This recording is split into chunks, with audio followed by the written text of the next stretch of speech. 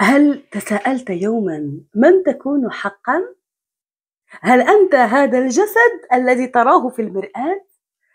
هذه الأفكار التي تتكرر في رأسك كل يوم؟ هل الحياة التي تعيشها اليوم هي قدر لا يمكن تغييره؟ أم أنها نتيجة لاختيارات قمت بها دون وعي؟ في عالم يتصارع من حولنا نولد ونتعلم ونبرمج على أن الواقع ثابت، وأننا نتحرك فيه ضمن حدود ضيقة، نذهب إلى المدرسة، نعمل، نتزوج، نمرض ونموت.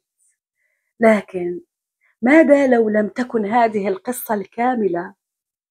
ماذا لو كان كل ما تعلمناه عن هويتنا وإمكاناتنا مجرد جزء صغير من الحقيقة؟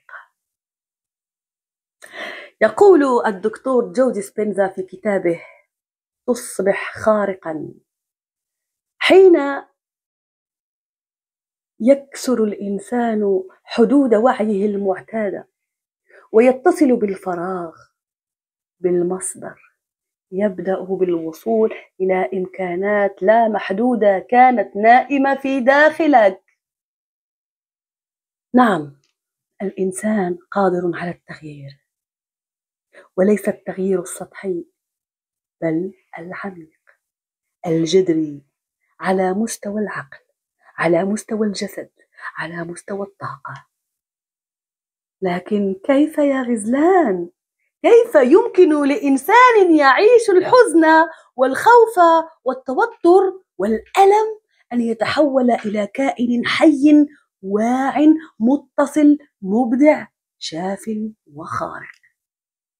في هذا الفيديو لن نقدم فقط أفكارا نظرية، بل سنفتح نافذة جديدة لرؤية الذات والعالم. سنتحدث عن العقل والجسد، عن الحقول الطاقية، عن التأمل، عن الشفاء، عن المشاعر، وعن الترددات. وسنكتشف كيف يمكن لكل واحد منا أن يخلق واقعه بوعيه لا بمعاناته. هذه ليست رحلة نحو الخارج، بل نحو الداخل، رحلة إلى حيث لا وقت ولا مكان، إلى حيث لا ذاكرة ولا خوف، إلى تلك المساحة المقدسة التي يسميها العلم الكم، ويسميها القلب الروح، ويسميها ديسبينزا بوابة الخلق الجديدة. فلنبدأ هذه الرحلة، رحلة الإنسان العادي الذي قرر أن يستيقظ، أن يتجاوز نفسه، وأن يصبح خارقاً. Let's go. يعتمد الكتاب على فكرة رئيسية: الفكر يخلق في الدماغ، والشعور يخلق في الجسد، واتحادهما يخلق الواقع. حين يفكر الإنسان في فكرة ويشعر بها بعمق، فإن دماغه يبدأ بإرسال إشارات كيميائية، وجسده يستجيب وكأن التجربة تحدث فعليا. بهذا يصبح الإنسان قادرا على خلق مستقبله قبل أن يحدث، من خلال التركيز والتأمل والشعور المتعمق. الإنسان يعيش في دائرة مكررة، يفكر كما فكر بالأمس، يشعر كما شعر بالأمس، ويتصرف بنفس الطريقة، وهكذا يعيد خلق نفس الحياة، نفس النتائج ونفس الألم. ولكي يخرج من هذه الحلقة المفرغة، عليه أن يصبح واعياً للحظة الحاضرة، أن يراقب أفكاره ويعيد برمجة نفسه بدل أن يعيش على التلقائية وردود الفعل القديمة. التأمل في منهج ديسبينزا ليس مجرد استرخاء، بل هو أداة لإعادة تشكيل الدماغ وتغيير حالة الجسم.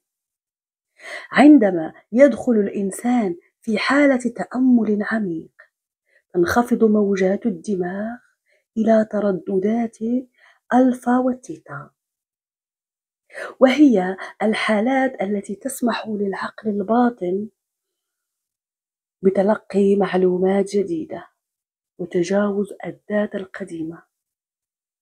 بهذا يصبح التأمل بوابة لعبور من أنا الآن إلى من أستطيع أن أكون.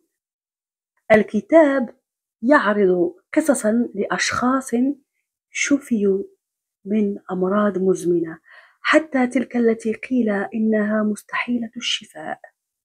كيف؟ عن طريق التأمل، التخلي عن الخوف، والعيش في حالة الامتنان واليقين. عندما يعيد الإنسان برمجة مشاعره ويغذي جسده بترددات الحب، يبدأ الجسد بإفراز هرمونات الشفاء، ويعيد توازن نظامه العصبي والمناعي. في هذه اللحظة يصبح الوعي أقوى من الجينات. نعم، أقوى من الجينات. واحدة من أقوى أفكار الكتاب: لا تنتظر أن يتحقق شيء لتشعر بالسعادة، بل أشعر بالسعادة الآن ليتحقق الشيء.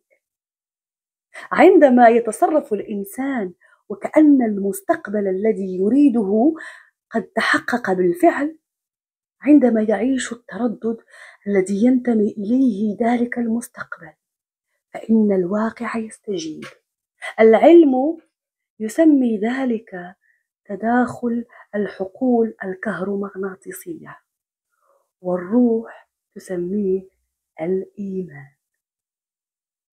في النهاية، كتاب تصبح خارقا لا يقول إن الإنسان خارق لأن لديه قوى غريبة، بل لأنه يملك القدرة على تغيير نفسه لحظة بلحظة.